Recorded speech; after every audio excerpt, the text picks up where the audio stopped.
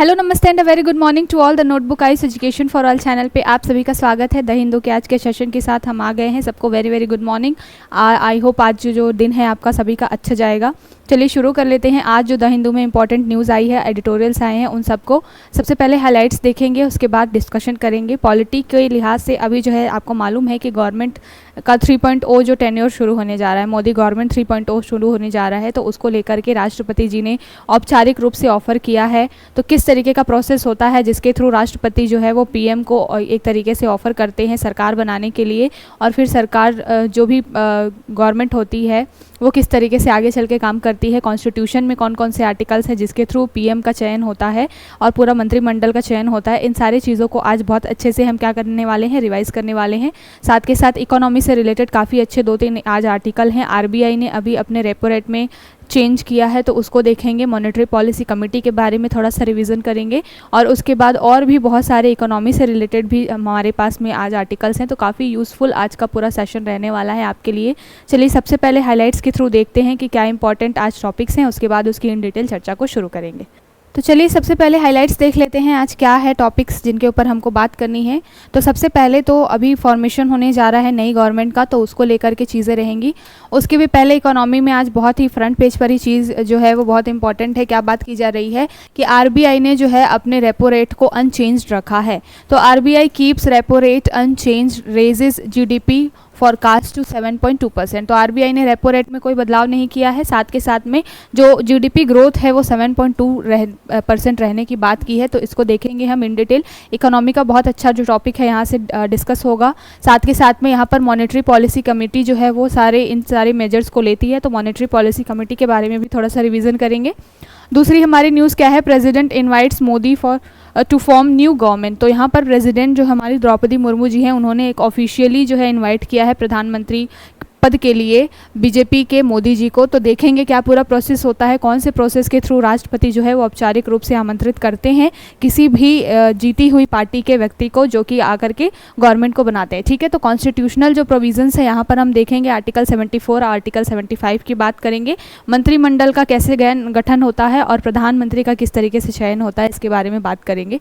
अगली news economy से related है। जीएस पेपर 3 में आसियान एफटीए के बारे में बात की जा रही है।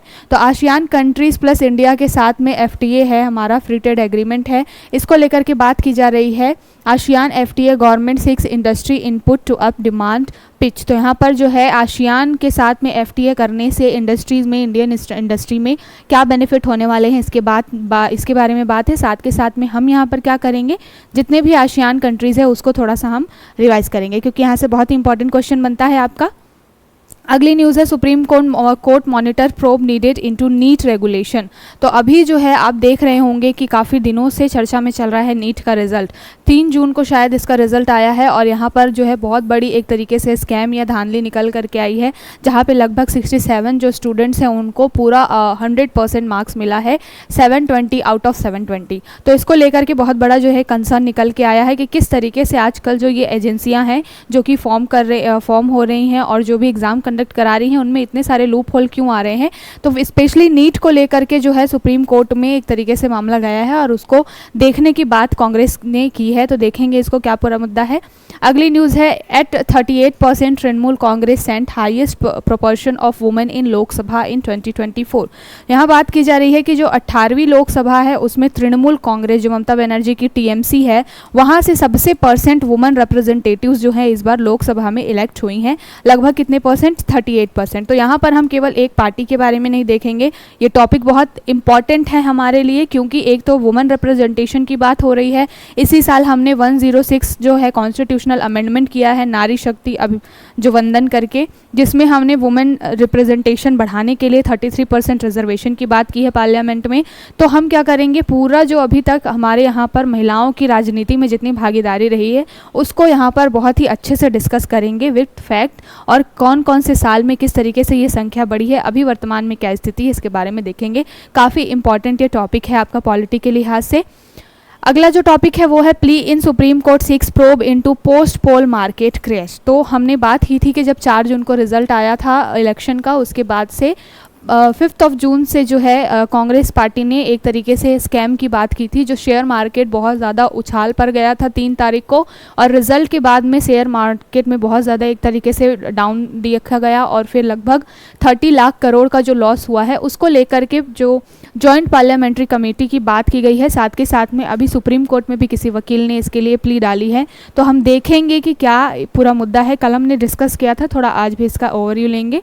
अगली न्यूज़ क्या है, Sheikh Hasina to be first foreign leader to arrive for Modi's oath taking event. तो 9 तारीख को 9 जून को जो है मोदी जी शपथ लेने वाले हैं, और लगभग 4 कंट्रीज़ को हमने इनवाइट किया है। कौन कौन सा, एक तो आगे बात करेंगे बांग्लादेश, श्रीलंका, साथ के साथ में आपका नेपाल है, और मोइजू जो है उनको भी बुलाया गया है। तो देखेंगे हम कि कौन कौन से लीडर्स यहाँ पर शामिल हो रहे हैं। साथ के साथ में ये भी बात की जाएगी कि आने वाले समय में बहुत इंपॉर्टेंट जो मीटिंग्स है वो होने जा रही हैं। जैसे कि अगर आप बात कर लीजिए G7 कंट्रीज़ की मीटिंग है जो कि अभी 13 से 14 को होने वाली है, इटली में होने वाली है, वहाँ पर पीएम जाएंगे। साथ के साथ में SCO की इस बार संघाई कॉरपोरेशन जो ऑर्गेनाइजेशन है उसकी भी मीटिंग होने वाली है जुलाई में। तो काफ़ी सारे इंपॉर्टेंट जो मीटिंग्स वगैरह है वो पीएम मोदी जो है इस बार अटेंड करने वाले हैं, और यहाँ पर फिर से इंडिया एक किस स्टैंड को लेकर के रखेगा और इंडिया की इमेज किस तरीके से और मजबूत होगी, इसके बारे में बात की जाएगी।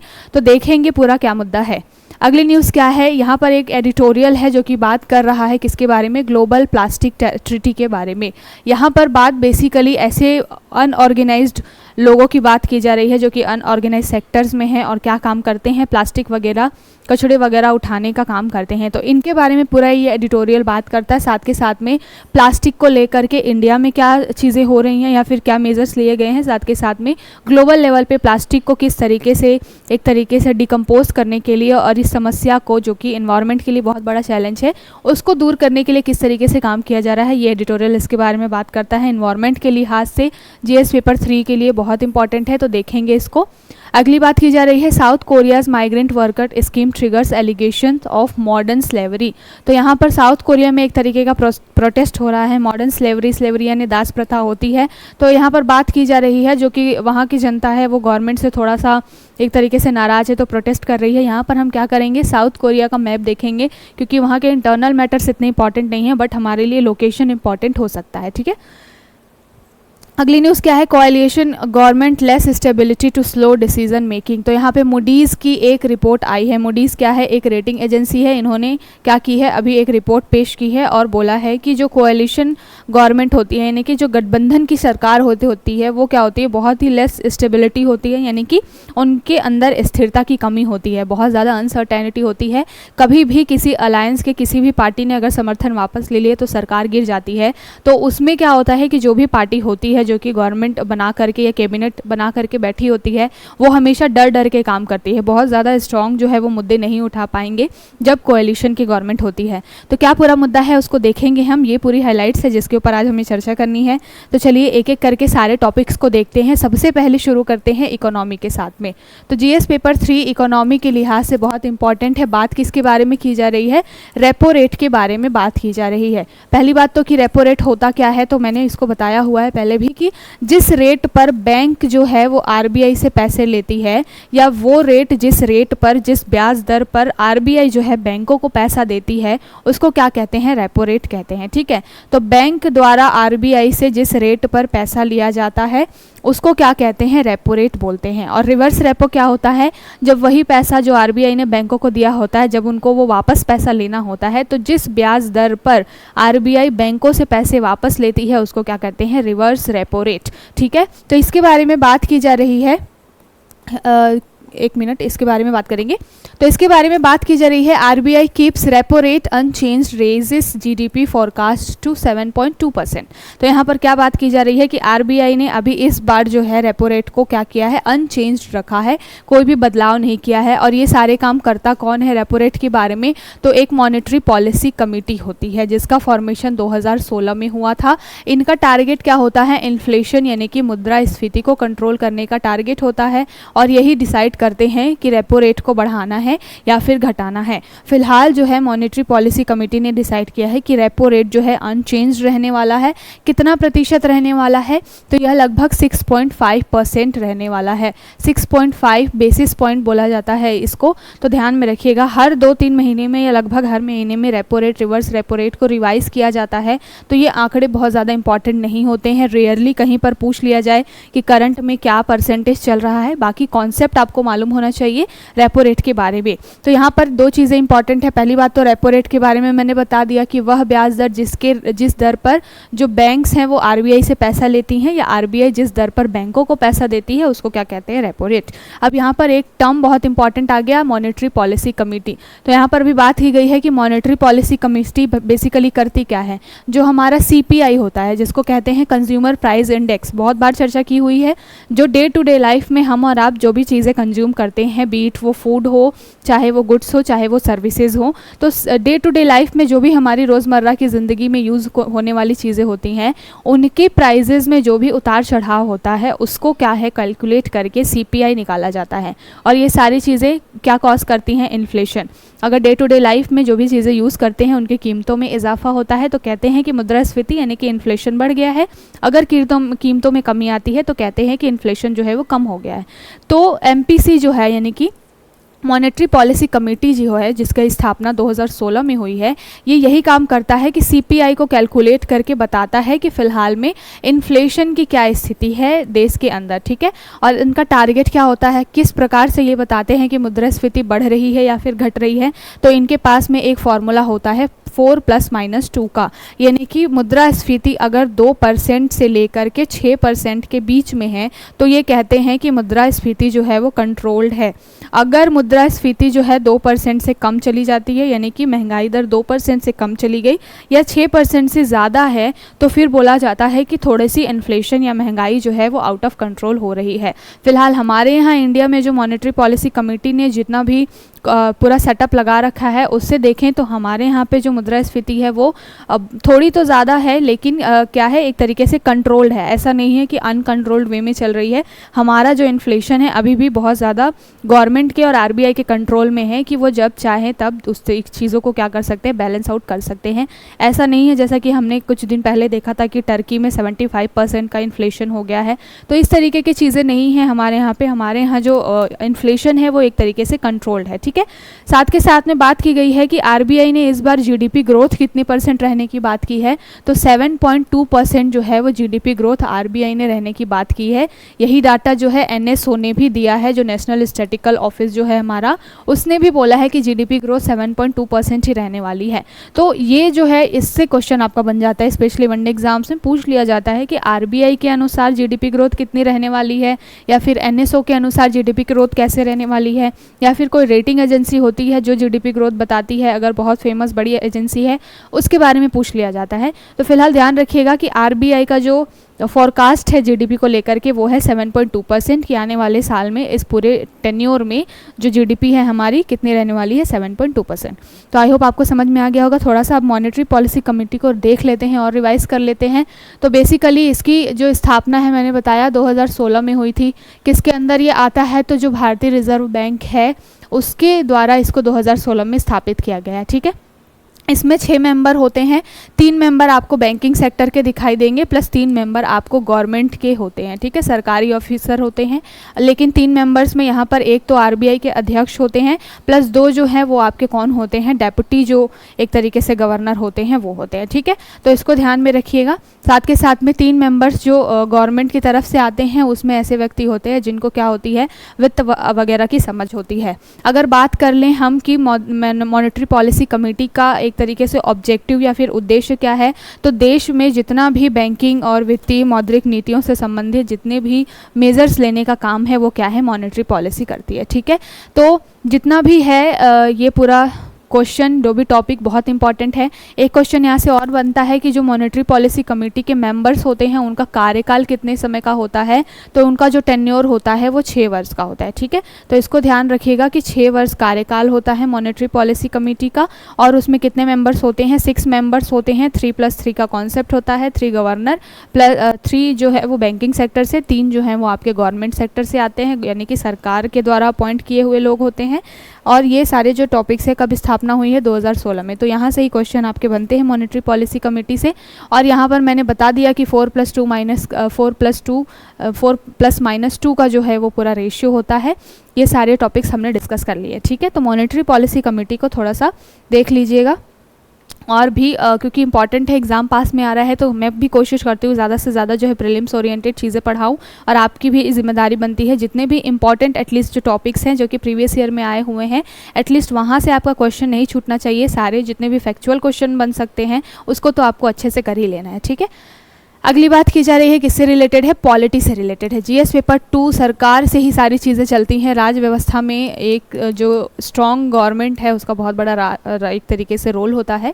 बात क्या की जा रही है, president invites Modi to form new government swearing in tomorrow. तो यहाँ पर बात की जा रही है कि जो प्रेसिडेंट जो द्रौपदी मुर्मू जी हैं वो औपचारिक रूप से इनवाइट कर रहे हैं किनको, प्रधानमंत्री जी को, कि वो आए और आ करके 9 जून को क्या करें, अपना एक तरीके से बहुमत पेश करें और फिर वो सरकार बनाए। ठीक है, तो क्या प्रोसेस होता है, आर्टिकल जो है संविधान में मेंशन किया गया है, आर्टिकल 74 और 75। आर्टिकल 74 और 75 में क्या है, आर्टिकल 74 बोलता है कि जो भी हमारे देश का हेड राष्ट्रपति है और उस राष्ट्रपति को सलाह देने के लिए और काम करने के लिए, देश को चलाने के लिए एक कौन होगा, प्रधानमंत्री होगा। तो प्रधानमंत्री और मंत्रिमंडल आर्टिकल 74 के अंतर्गत आते हैं, राष्ट्रपति को सलाह देने के लिए, जितनी भी एक कार्यकारी गतिविधियां हैं वो करने के लिए, कार्यपालिका की जितनी भी गतिविधियां हैं वो कंप्लीट करने के लिए राष्ट्रपति को सलाह देने के लिए एक प्रधानमंत्री होंगे और प्रधानमंत्री के साथ साथ मंत्रिमंडल होंगे। मंत्रिमंडल यानी कि कैबिनेट की जो नियुक्ति है वो कौन कराएगा, तो राष्ट्रपति ही मंत्रिमंडल की नियुक्ति करते हैं, लेकिन प्रधानमंत्री से पूछ करके, उनसे सलाह लेकर के। पहली बात तो ये कि बहुत ही इंपॉर्टेंट ये क्वेश्चन है, यहाँ से बनता है क्वेश्चन। दूसरी बात है आर्टिकल 75 में क्या मेंशन है, तो आर्टिकल 75 में मंत्रियों का कार्यकाल, उनकी शक्तियाँ, उनकी नियुक्ति, इन सारी चीज़ों से लेकर के इंपॉर्टेंट फैक्ट्स हैं। अब यहाँ पर थोड़ा सा देख लेते हैं कि किस तरीके से आम चुनाव होता है जब, तो लोकसभा के जो सदस्य हैं वो क्या होते हैं, चुन के आते हैं। कभी भी आपसे अगर क्वेश्चन बने कि क्या हम प्रधानमंत्री का चयन करते हैं, तो बिल्कुल भी नहीं, हम प्रधानमंत्री का चयन नहीं करते हैं, हम लोकसभा के एक सदस्य का चयन करते हैं। और वो लोकसभा का सदस्य जो है वो क्या करता है, उसको मेजॉरिटी मिलती है, बहुमत मिलता है जिस भी पार्टी को, पार्टी डिसाइड करती है कि कौन हमारे यहाँ से, हमारी पार्टी से चेहरा होगा प्रधानमंत्री के लिए। ठीक है, तो यहाँ पर क्वेश्चन बनता है कि पीएम का चुनाव डायरेक्ट करती है जनता, तो डायरेक्ट जो है पीएम का चुनाव जनता नहीं करती है, ये ध्यान में रखिएगा। ठीक है, हम लोकसभा के लिए सदस्य चुनते हैं, ना कि प्रधानमंत्री चुनते हैं। प्रधानमंत्री जो है वो जो भी पार्टी होती है जिसको मेजॉरिटी में वोट्स मिले होते हैं, वहाँ पर उस पार्टी के मेंबर्स डिसाइड करते हैं कि पीएम कौन होगा, और फिर राष्ट्रपति उसको ऑफिशियली एक तरीके से शपथ दिलवा करके क्या करते हैं, प्रधानमंत्री के चयन करते हैं। ठीक है, तो इसको ध्यान में रखिएगा। दूसरी बात यह है कि बहुमत क्या होता है, तो बहुमत का सीधा सीधा मतलब है कि जितनी नंबर ऑफ सीट्स होती हैं उसका आधे से एक ज़्यादा। अभी हमारे यहाँ पे ये जो 18वीं लोकसभा थी उसके लिए 543 सीट्स पर इलेक्शन हुए थे। इसके अकॉर्डिंग जो है आधा आपको 272 पॉइंट समथिंग मिलेगा, तो लगभग 272 सीट्स जो हैं वो बहुमत के लिए ज़रूरी होती हैं। अगर इतनी सीट किसी एक पार्टी को मिल जाती है तो वो मेजॉरिटी गवर्नमेंट हो जाएगी और फिर वहाँ से उस पार्टी से क्या होगा, प्रधानमंत्री का चयन किया जाएगा। उस व्यक्ति को, उस पार्टी को आमंत्रित किया जाएगा राष्ट्रपति के द्वारा कि वो आए, अपना बहुमत पेश करें और क्या करें, आगे चल करके पूरा जो सरकार है वो बनाए। ठीक है, ध्यान रखिएगा। दूसरी बात यह है कि यहाँ पर जो भी राष्ट्रपति की भूमिका होती है इसके बारे में हमने देख लिया कि वो औपचारिक रूप से बुलाते हैं, उनको शपथ दिलवाते हैं, इस तरीके से। ठीक है, दूसरा एक और टर्म बहुत इंपॉर्टेंट है, विश्वास प्रस्ताव। तो विश्वास मत क्या होता है, तो जो भी नवनियुक्त जो एक प्रधानमंत्री होता है वो लोकसभा में विश्वास मत रखता है। ठीक है, और वो कोशिश करता है कि उसको पारित करा लिया जाए। विश्वास मत रख करके वो क्या करता है, अपना बहुमत साबित करने की कोशिश करता है। बेसिकली ये है कि वो लोकसभा में प्रूफ देते हैं कि भाई हमारे पास में 272 मेंबर्स हैं जो कि हमारा समर्थन करते हैं। इस वजह से क्या है, हमको जो मेजॉरिटी है वोट्स या सीट्स जो हैं वो मिले हुए हैं। 443 से आधा से ज़्यादा हमें एक तरीके से सीट मिली हुई है। इट मीन्स कि हम बहुमत में हैं। और मैं जो है, कोई भी व्यक्ति जो प्रधानमंत्री है, जब वो बहुमत रखता है तो वो ये प्रूफ करता है लोकसभा में कि मैं जो है वो प्रधानमंत्री बनने के लिए कैपेबल हूँ, योग्य हूँ, क्योंकि मेरे पास में 272 सीट्स या फिर मेजॉरिटी है। ठीक है, तो विश्वास प्रस्ताव या विश्वास मत यही होता है कि प्रधानमंत्री, जो नवनियुक्त प्रधानमंत्री होता है, नया जो प्रधानमंत्री इलेक्ट होकर आता है, चुन करके आता है, वो क्या करता है, लोकसभा में एक तरीके से अपना प्रूफ रखता है कि मेरे पास इतनी नंबर ऑफ सीट्स हैं जो कि एक बहुमत की सरकार के लिए क्राइटेरिया को फुलफिल करते हैं। ठीक है, तो ध्यान रखिएगा। दूसरी बात, मंत्रिमंडल के गठन की मैंने बात की, तो आर्टिकल 74 और 75 में संविधान में ये सारी चीज़ें मेंशन है कि प्रधानमंत्री की सलाह के लिए मंत्रिमंडल होगा और राष्ट्रपति की सलाह के लिए प्रधानमंत्री प्लस मंत्रिमंडल होगा। ठीक है, तो इनका फॉर्मेशन क्यों किया जाता है, राष्ट्रपति को सलाह देने के लिए और सरकार को चलाने के लिए। तो कोई भी टॉपिक हम पढ़ते हैं तो उसको हम क्या करते हैं, पूरा 360 डिग्री एनालिसिस करते हैं। ये तो हमारा रोज का ही है, तो हमने ये टॉपिक को अच्छे से डिस्कस किया। अब चलते हैं आगे। बात की जा रही है जीएस पेपर 3, इकोनॉमी से ही रिलेटेड है ये।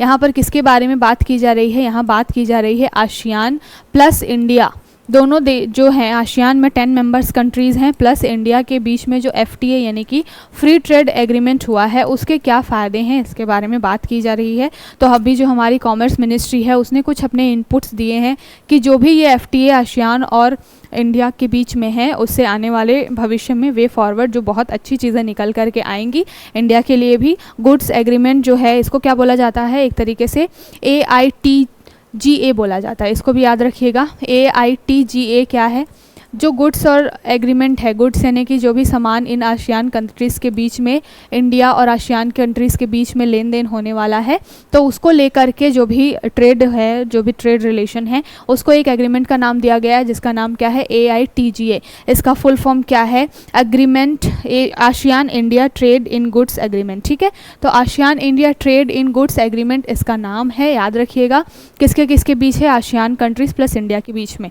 तो यहाँ पर हम क्या कर लेते हैं, यहाँ पर आंकड़े दिए हुए हैं कि कितने परसेंट बिलियन, 41.2 बिलियन डॉलर का जो है व्यापार रहने वाला है, वो जो उछाल है वो कितना हुआ है, कितना नहीं हुआ है। तो ये आंकड़े आपसे नहीं पूछे जाएंगे, बस आपको ओवरव्यू मालूम होना चाहिए कि आपके देश में क्या स्थिति चल रही है इकोनॉमी की। आसियान जैसी कंट्रीज़ हो गई और इस SCO कंट्रीज़ हो गई, चाहे और बिम्स्टेक की बात कर लीजिए, ये जितने भी मेंबर यहाँ पर होते हैं, जितने भी मेंबर कंट्रीज़ इसके एक तरीके से सदस्य हैं, तो वो हमारी इकोनॉमी के लिए किस तरीके से फ़ायदेमंद है, किस तरीके से काम करते हैं, यहाँ से क्वेश्चन आपके इंपॉर्टेंट होते हैं। आपका सोचने का एक तरीका जो है वो डेवलप करने की मेन उद्देश्य होती है, और जो एग्जामिनर होता है उसके क्वेश्चन पूछने का भी मेन उद्देश्य यही होता है। वो कभी भी आपसे उम्मीद नहीं करता कि आप इतने सारे फैक्ट्स को रटें, बारीकियों को रटें। वो बस एग्जामिनर ये आपसे एक्सपेक्ट करता है कि जब भी आप इन सारी चीज़ों को देखते हैं कि इकोनॉमी में ये चीज़ें हो रही हैं या किसी देश के साथ हमारा एग्रीमेंट हो रहा है, कोई भी हम मेज़र कर रहे हैं, तो उसके वे फॉरवर्ड क्या चल के फ़ायदे हैं इंडिया के लिए, साथ के साथ में ऑल ओवर सभी के लिए। तो आपका एक एनालिटिकल अप्रोच जो है वो एग्जामिनर देखता है, स्पेशली UPSC में जब हम मेंस के बारे में बात करते हैं। प्रीलिम्स में फैक्चुअल चीज़ें भी आती है, कॉन्सेप्चुअल भी आती हैं, लेकिन जो आपका आंसर राइटिंग वाला चीज़ है वहाँ पर आपका कॉन्सेप्ट ज़्यादा देखा जाएगा, आपका एनालिटिकल अप्रोच ज़्यादा देखा जाएगा। ठीक है, तो आसियान और FTA के बीच में हमने बात की कि अभी जो पूरा एग्रीमेंट होगा उसके बाद में वे फॉरवर्ड बहुत अच्छी सारी चीज़ें होंगी। 2010 के बाद से जो है ये एग्रीमेंट जब से इम्प्लीमेंट हुआ है, उसके बाद से यहाँ पे बताया गया है कि 2024 तक आते आते काफ़ी हमने ग्रोथ की है, और अभी लगभग 79.66 मिलियन डॉलर का जो व्यापार है इंपोर्ट के मामले में वो आसियान के साथ में हमारा है। ठीक है, कहीं कहीं तो हम ट्रेड डेफिसिट में भी हैं। हमने बात की थी कि जब हम टॉप 10 देशों की बात कर रहे थे, जहां पर हमारा एक तरीके से इंपोर्ट वाला जो हम लिस्ट देख रहे थे टॉप 10 देशों का, जहां पर हम ट्रेड डेफिसिट की बात कर रहे थे, तो उसमें टॉप 10 में केवल USA को छोड़ करके बाकी सभी 9 कंट्रीज़ के साथ में हमारा क्या था, ट्रेड डेफिसिट था, यानी कि ट्रेड जो है वो घाटा था, व्यापार घाटा था। ठीक है, तो उन 9 कंट्रीज़ में आसियान कंट्रीज़ के भी कई सारे जो मेंबर्स हैं, आसियान जो ग्रुप है उसके भी मेंबर्स आते हैं। ठीक है, तो यहाँ पर पहले आसियान के बारे में बात हो रही है, तो आसियान कंट्रीज़ को देख लेते हैं कि कौन कौन से देश जो हैं वो इसमें आते हैं। तो सबसे पहले आता है आपका ब्रुनेई, उसके बाद है बर्मा यानी कि इंडोनेशिया, ठीक है, फिर कंबोडिया, बर्मा यानी Myanmar, Indonesia, Cambodia, Laos, Malaysia, Philippines, Singapore, Thailand और वियतनाम। ये जो टॉप 10 जो कंट्रीज़ है, आसियान कंट्रीज़ हैं, इनके बारे में आपको पता होना चाहिए और आपको इनका नाम भी मालूम होना चाहिए, क्योंकि आपने कई बार पेपर देखा होगा तो जहाँ पर मल्टीपल चॉइस ऑप्शन होते हैं उसमें 1 2 3 4 5 करके आपको कंट्रीज़ के नाम दे दिया जाता है और फिर पूछ लिया जाता है कि इनमें से कौन से जो कंट्रीज़ हैं वो आसियान के मेंबर हैं या फिर नहीं है। ठीक है, तो आपको एटलीस्ट 10 हैं, बहुत ज़्यादा 20 25 30 तो है नहीं कि रटने में बहुत ज़्यादा प्रॉब्लम हो, 10 ही हैं तो आप इसको याद कर सकते हैं और एग्जाम में क्वेश्चन यहाँ से बनते भी हैं। ठीक है, तो ब्रुनेई, म्यांमार यानी कि Burma, Cambodia, Indonesia, Laos, Malaysia, Philippines, Singapore, Thailand और वियतनाम, इसको याद में रखिएगा। बेसिकली आपको दिखाई दे रहा होगा कि ये जो साउथ एशियन जो कंट्रीज़ हैं वहाँ से ये सारे जो कंट्रीज़ निकल के आ रहे हैं। ठीक है, तो इसको ध्यान में रखिएगा। साउथ एशिया और साउथ ईस्ट एशियन कंट्रीज़ जो है वो इंडोनेशिया के मेंबर हैं, आसियान देश के मेंबर हैं। इसमें 10 देश हैं, टोटल के टोटल 10 कंट्रीज़ इसमें आ रही हैं। और अभी हमारा जो है इनके साथ में क्या हुआ है, FTA यानी कि फ्री ट्रेड एग्रीमेंट हुआ है। ठीक है, तो ध्यान में रखिएगा। FTA बहुत ज़्यादा इंपॉर्टेंट अभी चल रहा है, क्योंकि अभी रिसेंटली हमने यूरोप के साथ में भी इसको किया है। तो FTA के बारे में आपको मालूम होना चाहिए कि फ्री ट्रेड एग्रीमेंट होता क्या है। मैंने कई बार बता रखा है कि जहाँ पर जिन देशों के साथ हमारा फ्री ट्रेड एग्रीमेंट होता है वहाँ पर आपको बहुत सारी रियायतें मिलती हैं।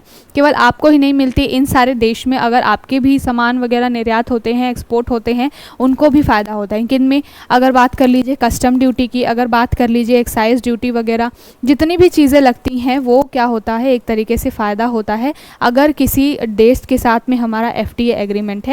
तो ये सारी चीज़ें जो है एक तरीके से टैरिफ वगैरह जो है वो थोड़ा कम हो जाता है, या कई प्रोडक्ट्स में बिल्कुल ज़ीरो टैरिफ लगता है। तो एक तरीके से इंपोर्ट एक्सपोर्ट जो है वो बढ़ जाता है उन देशों के बीच में। ठीक है, आगे चलते हैं। बात की जा रही है किसके बारे में, अभी एक नया मुद्दा निकल करके आया है। जब से ये नई गवर्नमेंट आई है, साथ के साथ में जब से इस बार इंडिया अलायंस को अच्छे खासे वोट मिले हैं, तो एक जब विपक्ष मजबूत होता है तो काफ़ी अच्छा जो है एक तरीके से क्या करता है, सारे जो एड्रेस होते हैं, समस्याएं होती हैं, सभी को क्या करता है, एड्रेस करता है। तो जिस दिन से इंडिया अलायंस को वोट मिले हैं अच्छे खासे, उसी दिन से ये बिल्कुल एक्टिव फॉर्म में है। सबसे पहले इन्होंने किस स्कैम की बात की थी, शेयर मार्केट यानी कि स्टॉक मार्केट जो भी रहा उसके जो स्कैम की बात की थी। अभी जो है नीट को लेकर के काफ़ी देश में चर्चा चल रही है। नीट का एग्ज़ाम जब हुआ था तब भी वहाँ पर पेपर लीक के केसेस आए थे। उसके बाद से अभी जब रिज़ल्ट निकल के आया है तो बताया गया है कि कई 67 बच्चे ऐसे हैं जिनका क्या हुआ है, 720 में से 720 जो है वो मार्क्स आए हैं। तो 720 आउट ऑफ 720 यानी कि 100% मार्क्स जो हैं लगभग 67 बच्चों के आए हैं।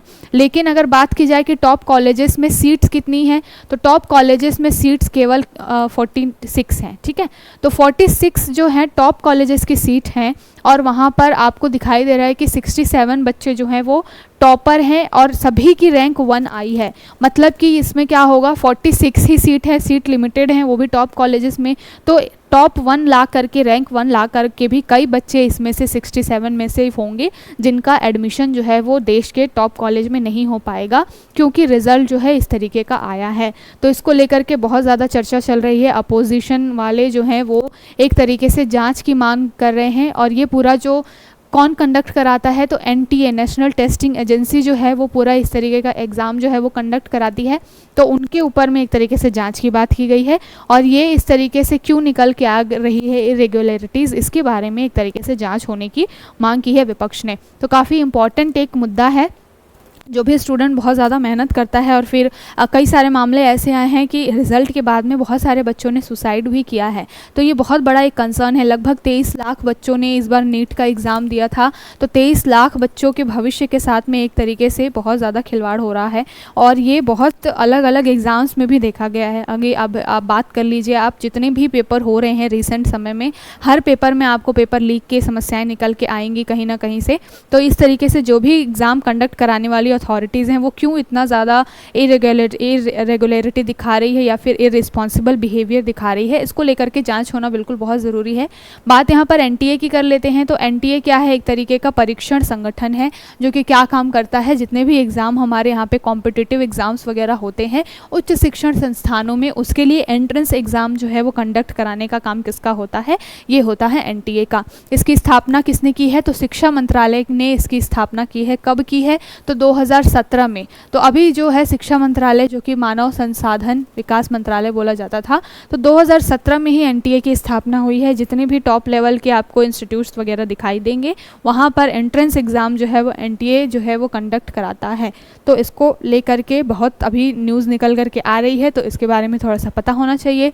काम क्या है इनका? बेसिकली इनका काम यही है कि जो भी स्नातक इंजीनियरिंग होती हैं, यानी कि ग्रेजुएशन है इंजीनियरिंग में, मेडिकल में, अलग अलग फील्ड में, यूजीसी नेट वगैरह का भी एग्ज़ाम ये सारे लोग कंडक्ट कराते हैं। तो जितने भी एंट्रेंस लेवल एग्ज़ाम है, साथ के साथ में अभी CUET वाला भी कॉन्सेप्ट चल रहा है कि जो भी कॉलेजेस हैं वहाँ पर जो है कॉमन यूनिवर्सिटी एंट्रेंस टेस्ट जो है वो भी अभी न्यू एजुकेशन पॉलिसी 2020 में ही इसको इजाद किया गया था कि जितने भी कॉलेजेस होंगे उनमें एडमिशन के लिए आपको क्या करना होगा, एक कॉमन यूनिवर्सिटी एंट्रेंस एग्ज़ाम यानी कि CUET देना होगा। तो ये भी जो है वो एनटीए ही कंडक्ट कराता है। ठीक है, फार्मेसी वगैरह के लिए भी ये क्या करते हैं, एंट्रेंस एग्ज़ाम कंडक्ट कराते हैं। तो शिक्षा मंत्रालय के अंतर्गत आता है, 2017 में फॉर्मेशन हुआ है, याद रखिएगा। चलते हैं आगे। बात की जा रही है, बहुत ही इंपॉर्टेंट है पॉलिटी के लिहाज से, जीएस पेपर 2 में ये जो टॉपिक है बहुत ही इंपॉर्टेंट है। बात क्या की जा रही है, लोकसभा के अंदर में वुमेन रिप्रेजेंटेशन की बात की जा रही है। तो महिला प्रतिनिधित्व जो है इस बार बोला गया है कि जो लोकसभा 18वीं लोकसभा है उसमें एक तरीके से वुमेन रिप्रेजेंटेशन घटा है।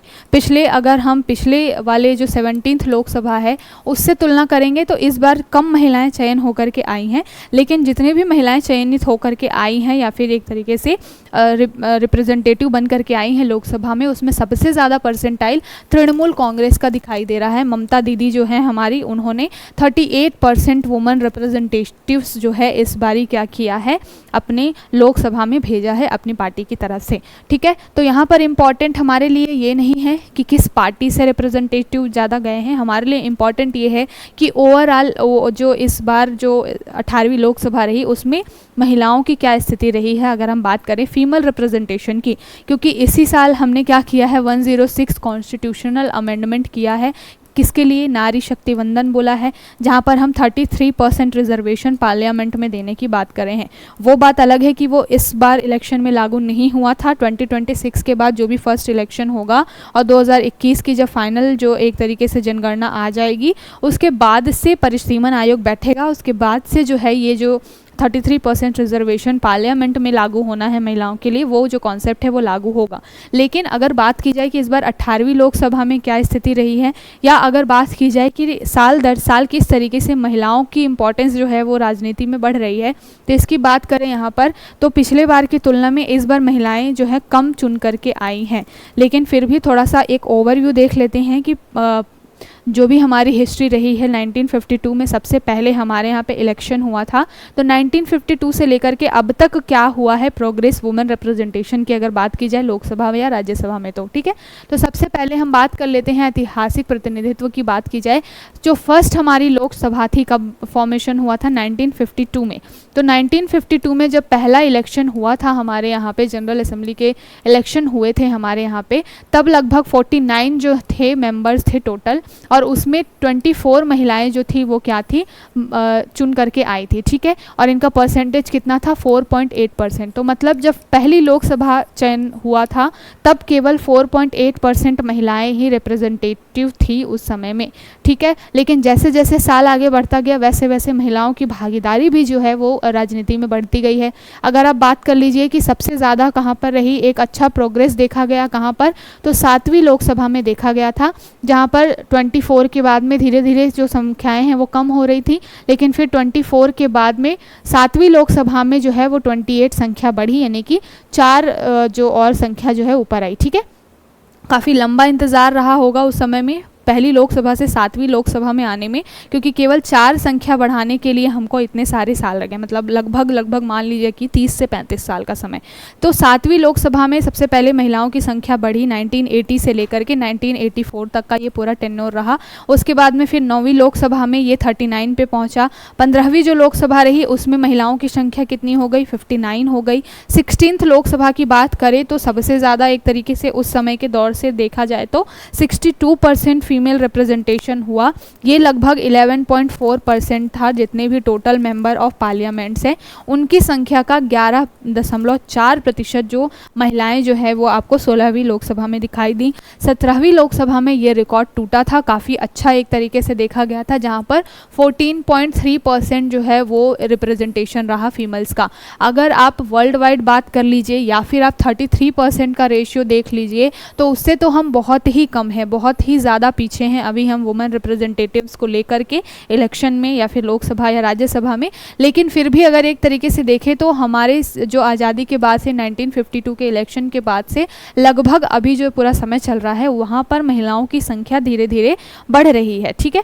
लेकिन इस बार जो 18वीं लोकसभा है उसमें जो है संख्या थोड़ी घटी है, 3-4 जो सीटें हैं वो कम मिली है महिलाओं को, बहुत ज़्यादा तो नहीं घटी है लेकिन फिर भी इस बार थोड़ा सा कम रिप्रेजेंटेशन देखने को मिला है। फिलहाल इस बार जो 18वीं लोकसभा थी सभी को मालूम है 543 जो सीट्स के लिए इलेक्शन हुए थे, इसको ध्यान में रखिएगा। अभी हमने बात कर ही ली है कि 33% रिजर्वेशन जो है वो हमारे यहाँ पे पार्लियामेंट में भी लागू हो जाएगा नारी शक्ति वंदन को लागू करने के बाद। 106 कॉन्स्टिट्यूशनल अमेंडमेंट याद रखिएगा। अगर बात की जाए कि स्टेट के लिहाज से या पंचायतों के लिहाज से कितने % रिजर्वेशन का हमने रखा है, तो पंचायतों में ये जो चीज़ है बहुत अच्छी है। 33% रिजर्वेशन शुरू से ही हमने दिया हुआ है। जब से पंचायती राज अधिनियम आया है 1992 का, तब से ही जो 73rd कॉन्स्टिट्यूशनल अमेंडमेंट किया गया था तब से ही हमने ये सारी चीज़ें पंचायत के लेवल पे लागू की हैं कि 33% रिजर्वेशन वहाँ पर महिलाओं का देखने को मिलता है।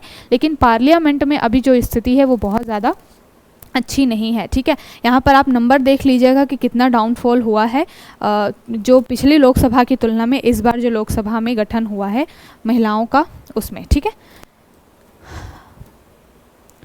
अब चलते हैं आगे। बात क्या की जा रही है, बात की जा रही है plea in supreme court seeks probe into post poll market crash. तो हमने बात की थी जो सेबी है वो क्या काम करती है, security and exchange board of India वैधानिक निकाय। पहले तो मैं ये बता देती हूँ कि वैधानिक निकाय है कब बनी है, 1992 में बनी है, ठीक है। तो 1992 वैधानिक निकाय सेबी जो है वो क्या काम करती है, जो भी स्टॉक मार्केट है वहाँ पर जितनी भी इरेगुलरिटीज़ होती हैं उनको देखने का काम करती है। जो भी उतार चढ़ाव आता है स्टॉक मार्केट शेयर मार्केट में उसको रेगुलेट करने का काम सेबी करती है। तो अभी बात की गई है कि हमने देखा था जब 4 तारीख को रिजल्ट आया है जनरल असेंबली का 18वीं लोकसभा का, उसके बाद से लगभग 30 लाख करोड़ का जो है शेयर मार्केट को नुकसान हुआ है। क्योंकि जो एग्जिट पोल्स हैं उन्होंने 3 तारीख को ये दिखाया था कि बीजेपी बिल्कुल भारी बहुमत के साथ आ रही है। साथ के साथ में prime minister, home minister, finance minister सबने अपने अपने कैंपेनिंग में बोला था कि लोगों को ज़्यादा से ज़्यादा स्टॉक मार्केट में इन्वेस्ट करना चाहिए। इस वजह से बहुत सारे लोगों ने क्या किया था, स्टॉक मार्केट में इन्वेस्ट कर दिया था। और एकदम से जब 300 के भी नीचे सीट मिली तो फिर शेयर मार्केट बिल्कुल नीचे चला गया। उसमें बहुत सारे लोगों की एक तरीके से उनको लॉस हुआ है, कई सारे लोगों ने जान भी दी होगी। क्योंकि कई इंसान होते हैं जो बिल्कुल पेट काट करके थोड़ा थोड़ा जोड़ करके शेयर मार्केट में लालच से पैसे लगाते हैं कि आगे क्या पता उनको चल करके बेनिफिट मिले और फिर उनको एक तरीके से लाइफ उनकी थोड़ी ठीक हो जाए। तो इसको लेकर के अभी सुप्रीम कोर्ट के अंदर में एक लॉयर हैं जिन्होंने एक पिटिशन फाइल की है और बोला है कि इसके बारे में जांच होनी बहुत ज़रूरी है। क्योंकि ये जो पूरा मुद्दा है आम जनता से रिलेटेड है। ऐसा नहीं है कि केवल और केवल यहाँ पर मार्केट इन्वॉल्व है या फिर कोई बड़ी बड़ी कंपनियां इन्वॉल्व है। यहाँ पर गवर्नमेंट जो है वो भी इन्वॉल्व है। Highest authority, prime minister, finance minister जैसे जो पद होते हैं जिनको जनरली नहीं मार्केट में और शेयर मार्केट वगैरह में एक तरीके से इंटरेस्ट होना चाहिए।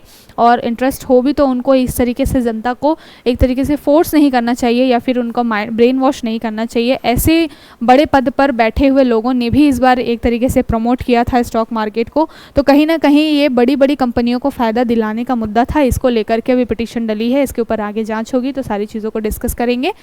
आगे बात की जा रही है, जैसा कि मालूम है 9 जून को हमारे यहाँ पे जो ओथ टेकिंग सेरेमनी होने वाली है, किनकी, मोदी 3.0 आने वाले हैं। तो यहाँ पर जो ओथ टेकिंग सेरेमनी होने वाली है, शपथ ग्रहण समारोह होने वाला है, उसमें कौन कौन लोग इनवाइटेड हैं। तो सबसे पहले तो शेख हसीना जी अराइव हो चुकी हैं। बांग्लादेश की ये क्या हैं, एक तरीके से सर्वोच्च अथॉरिटी हैं, प्राइम मिनिस्टर हैं शेख हसीना। उसके बाद में हमने श्रीलंका के जो विक्रम सिंघे हैं उनको भी बुला रखा है, नेपाल के प्रचंड जी भी आ रहे हैं।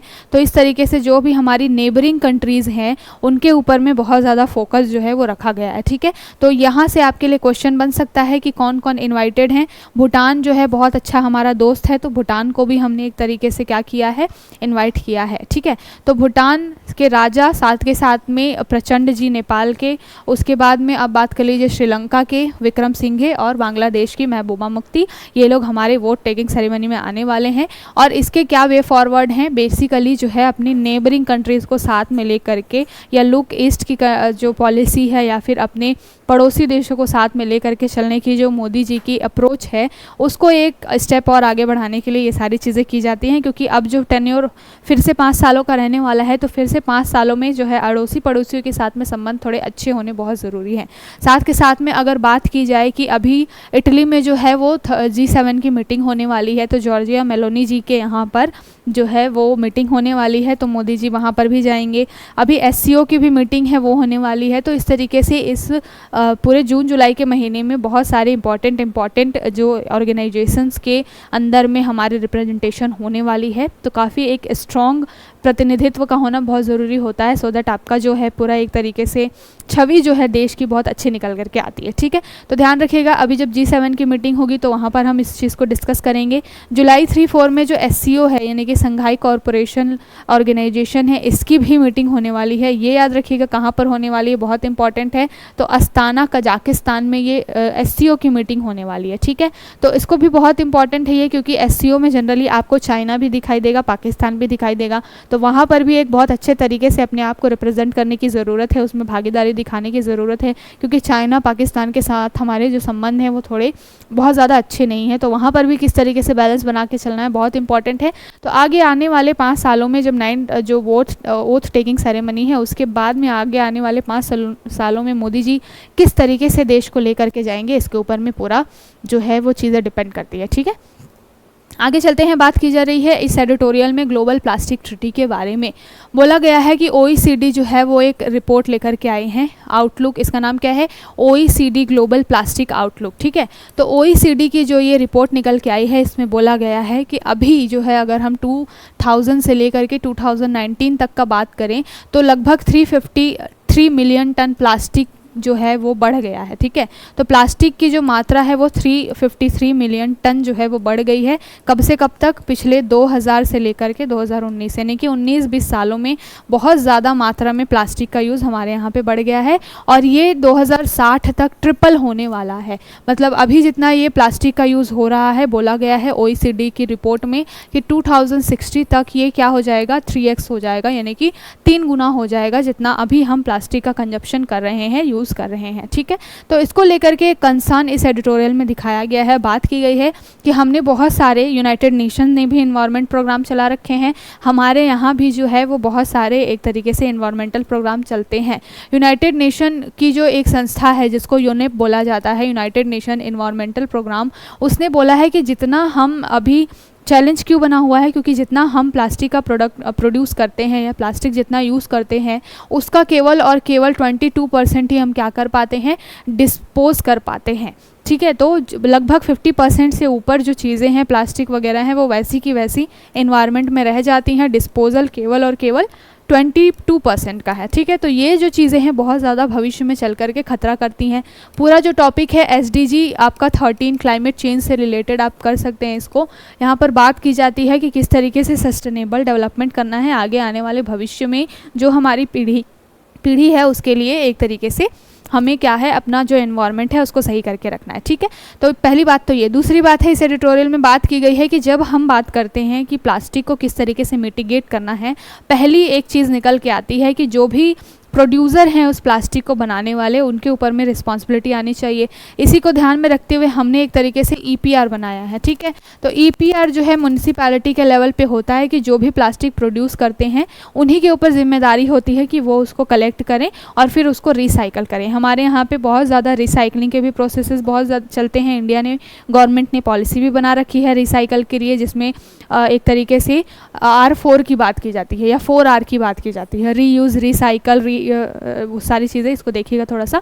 तो ये जो 4R का जो पूरा कॉन्सेप्ट है यहाँ पर बात की जा रही है, यहाँ पर EPR जो है और जो प्राइवेट एंटिटीज़ है या फिर म्यूनसिपैलिटीज़ हैं उनका रोल बहुत ज़्यादा होना चाहिए था, लेकिन जो कंसर्न एडिटोरियल में किसके बारे में दिखाया गया है कि जो वनरेबल सेक्टर है हमारा, जो गरीब तबका है, अनऑर्गेनाइज्ड जो लोग हैं, वो क्या काम कर रहे हैं, प्लास्टिक को उठाने में, कचरा को उठाने में बहुत ज़्यादा हेल्प करते हैं हमारी, लेकिन उनकी अगर बात की जाए सिक्योरिटी की, सोशल सिक्योरिटी की, तो उसके ऊपर में गवर्नमेंट बिल्कुल भी ध्यान नहीं देती। तो पूरा जो मुद्दा है एक क्लाइमेट से भी रिलेटेड है, एनवायरनमेंट से भी रिलेटेड है, प्लस जो है वर्कर से भी रिलेटेड है जो कि इस फील्ड में काम करते हैं।